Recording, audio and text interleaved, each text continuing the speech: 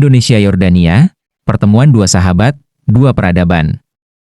Kunjungan Raja Abdullah II ke Jakarta bukan sekadar ritual diplomatik, melainkan penegasan sebuah persahabatan lama yang kini menemukan panggungnya. Kedua sahabat yang memahami bahwa kemanusiaan dan kepentingan negara dapat berjalan seiring. Hubungan Indonesia-Yordania tidak pernah menjadi sorotan utama publik. Namun, di balik layar diplomasi, selalu ada simpul-simpul pertemanan yang tumbuh pelan tenang seperti riak di Danau Tiberias, namun memiliki gema yang panjang. Pertemuan terbaru antara Presiden Prabowo Subianto dan Raja Abdullah II dari Yordania menjadi semacam pengakuan publik atas persahabatan dua pemimpin yang selama ini berjalan dengan ritme yang saling memahami. Dalam berbagai kesempatan, kedua tokoh ini dipertemukan oleh kepedulian yang sama, perdamaian kawasan, stabilitas dunia Arab, dan penegakan prinsip kemanusiaan. Yordania, yang selama bertahun-tahun menanggung beban geopolitik Timur Tengah, dan Indonesia, negara Muslim terbesar yang jauh dari pusaran konflik, menemukan benang merah yang sama. Moralitas politik tidak boleh lenyap di tengah turbulensi global. Diplomasi yang berjalan lintas batas emosi dan strategi. Kunjungan Raja Yordania ke Jakarta bukan hanya gestur protokoler. Ia adalah gestur politik yang syarat pesan. Dalam dunia diplomasi, kunjungan kenegaraan mencatatkan dua hal, respect dan trust. Dan kehadiran Raja Abdullah II menjadi penegas bahwa Indonesia khususnya di bawah Prabowo mendapat tempat dalam kalkulasi geopolitik aman. Prabowo memahami betul pentingnya Yordania dalam arsitektur pertahanan dan stabilitas Timur Tengah. Ia lama mengamati bagaimana Yordania, negara kecil berpenduduk sekitar 11 juta jiwa, mampu menjadi jangkar moderasi politik di kawasan yang terus bergolak. Kekuatan militer Yordania ada di peringkat ke-80 dari 145 negara. Dengan anggaran sekitar 2,3 miliar dolar Amerika per tahun, Yordania menanggung peran besar sebagai frontline state terhadap arus radikalisme dan pengungsi Suriah.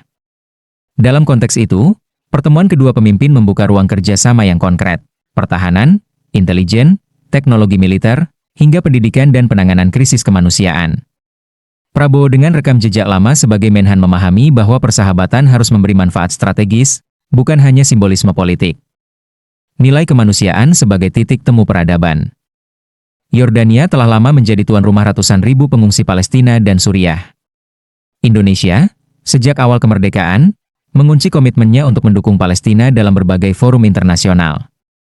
Kedua pemimpin ini, meski berasal dari lanskap politik yang berbeda, menemukan irisan nilai yang sama, keadilan global bukan retorika, tetapi kewajiban moral. Dalam politik modern yang sering dipenuhi kalkulasi dingin, Prabowo dan Abdullah II mempertahankan empati sebagai bagian dari strategi negara. Ketika dua pemimpin berbicara tentang Gaza, pengungsi, atau perdamaian, ada getaran emosional yang nyata seolah-olah diplomasi tiba-tiba menemukan denyut nadinya kembali. Namun demikian, saya tidak dapat menutup mata bahwa pertemuan ini juga syarat kepentingan strategis. Indonesia membutuhkan akses teknologi militer tertentu yang Yordania kuasai melalui jaringan industrinya dengan AS dan Eropa.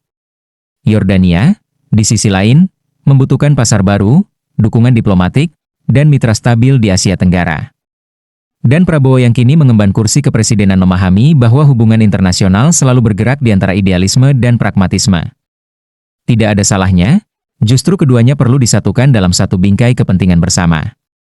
Jika ini disebut persahabatan, maka ia bukan persahabatan yang naif. Ini adalah persahabatan yang memahami logika negara, tetapi tetap menyisakan ruang bagi nilai-nilai kemanusiaan. Tantangan, apakah persahabatan ini akan berbuah kebijakan? Kunjungan kenegaraan selalu melahirkan janji. Namun sejarah diplomasi Indonesia Timur Tengah juga menunjukkan bahwa janji sering menguap sebelum berubah menjadi kebijakan konkret. Disinilah kritik yang perlu diajukan. Akankah kerjasama pertahanan benar-benar diimplementasikan dalam pengadaan atau pelatihan? Akankah Indonesia mengambil posisi lebih tegas terhadap tragedi kemanusiaan yang melibatkan Palestina dengan dukungan Yordania? Mampukah kedua pemimpin ini mengubah pertemanan personal menjadi arsitektur kebijakan yang konsisten dan bertahan panjang? Tanpa kejelasan implementasi, persahabatan ini hanya akan menjadi bab kecil dalam album diplomasi, bukan pembuka era baru. Penutup. Pertemuan Prabowo dan Raja Abdullah II bukan sekadar pertemuan dua pemimpin negara. Ia adalah pertemuan dua horizon pengalaman militer, politik, dan kemanusiaan yang menemukan harmoni dalam situasi dunia yang sedang rengkah. Di masa depan, hubungan ini bisa tumbuh menjadi babak baru diplomasi strategis Indonesia. Tetapi seperti semua persahabatan, yang menentukan bukan kata-kata saat bertemu, melainkan tindakan setelah berpisah. Jika keduanya konsisten, maka pertemuan dua sahabat ini bisa menjadi sumbu kecil yang menyalakan kembali relevansi diplomasi Indonesia di panggung internasional. Jika tidak, ia hanya akan menjadi cerita indah yang lewat dalam angin, tetapi tidak meninggalkan jejak apa-apa.